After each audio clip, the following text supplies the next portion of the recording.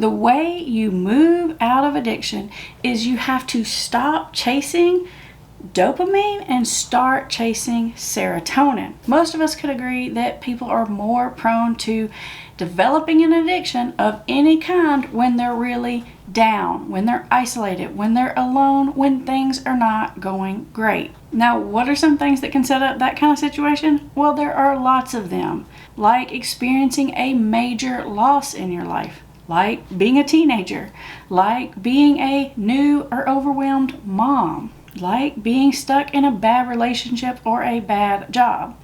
Any of these situations can get us feeling really down, really depressed, kind of stuck, and overall not great. Well, what do we do when we feel not great?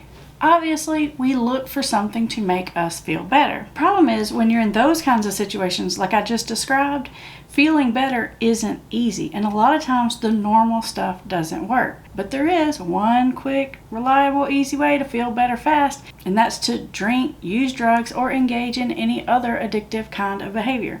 Now, why is that? It's because those things, those addictive things, whether they're substances or behaviors, typically trigger the neurochemical dopamine. Now, most of us have heard about dopamine before, and we all know that it is a reward chemical. The problem with dopamine is that it is designed to make us go after something that our brain thinks is rewarding, and as soon as we get the rewarding thing, the dopamine is gone, which means the feeling better is very short-lived. Now, if you're not in a depressive state and you go after things that make you have dopamine in your brain, that's okay, because it's like a bonus cherry on the top, good feeling. But when you are down, depressed, anxious, have trauma, have a major loss, any of those things we talked about, that little dopamine hit that you get becomes the only time or the only thing that makes you feel better, which usually makes people want to go after that more regularly, more frequently, more often than other people. Oh, now that makes sense. And as you continue to pursue that dopamine releasing behavior, things get 10 times worse.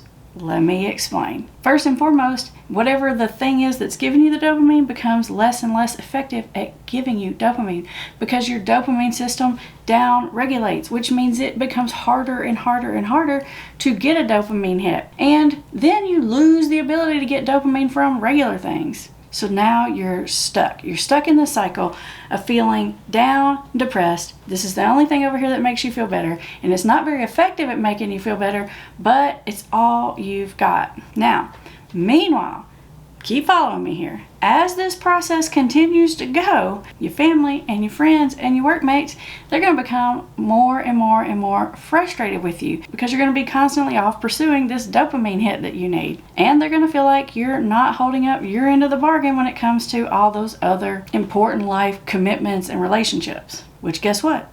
Is only going to make you feel that much worse about yourself. It is a terrible feedback loop that is difficult to get out of. Then suddenly, it occurs to the chap that there is a way out of the deadlock. But there is a way out, and I'm going to tell you how to do it. The way you move out of addiction is you have to stop chasing dopamine and start chasing serotonin. All right, so let's talk about what serotonin is. Most of us have heard of that brain chemical, right? And it does a lot of really important things like mood, sleep, appetite, motivation. But the important part for you to know is that serotonin is also a feel-good chemical, but it makes you feel good in a different way than dopamine. Serotonin is actually a pro-social feel-good chemical. Serotonin is released when you feel good about yourself. It makes you feel more confident and have better self-esteem. And even better, serotonin helps to enhance the bonds that you have with other people by creating a sense of status, loyalty, and respect. And best of all, and most importantly of all, serotonin is a lot longer lasting. You see, dopamine comes in and it's like this great hit and it's gone really fast, right? And serotonin is more slow and steady, but it stays with us. So it's about learning to feel better in a more productive way. I like the sound of that.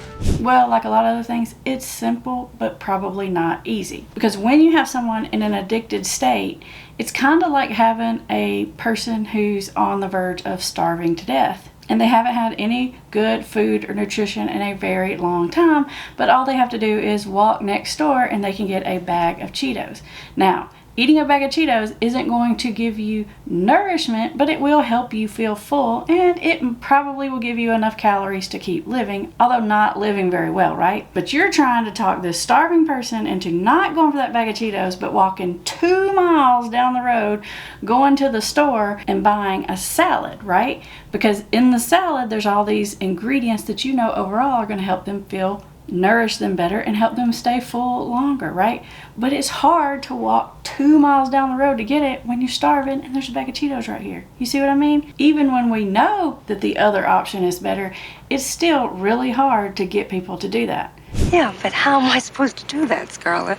How do you get people to seek connection so they can get more serotonin, which is going to allow them to feel better about themselves, to stop seeking dopamine all the time so their dopamine system can re-regulate so that they can overall stabilize? Well, one effective strategy is to actually be just like a drug dealer and give them a little dose of serotonin. And you know what you're thinking? Well, how do you do that?